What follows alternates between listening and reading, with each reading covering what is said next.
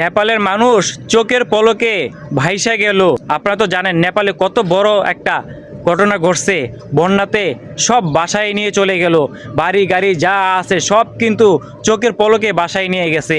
আমরা কেন এখনও আল্লাহকে ভয় পাই না, এটা আসলে বলার কোনো ভাষা নাই। এই ভিডিওটা দেখে মনের ভিতরে এত ভয় লাগছে, বলার কোনো ভাষা নাই। আপনারা দেখতেই পারতেছেন যে নেপালে চোখের পলকে সব ভাইসা গেল।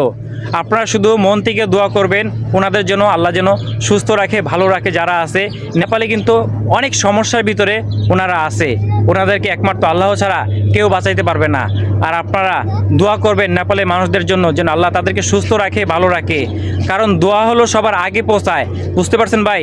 সবাই এই নেপালে যারা এই সমস্যার ভিতরে আছে, এত বড় ক্ষতির ভিতরে আছে, আপনারা সবাই দোয়া করবেন যেন আল্লাহ তাকে হেফাজতে রাখে, ভালো রাখে, সুস্থ রাখে।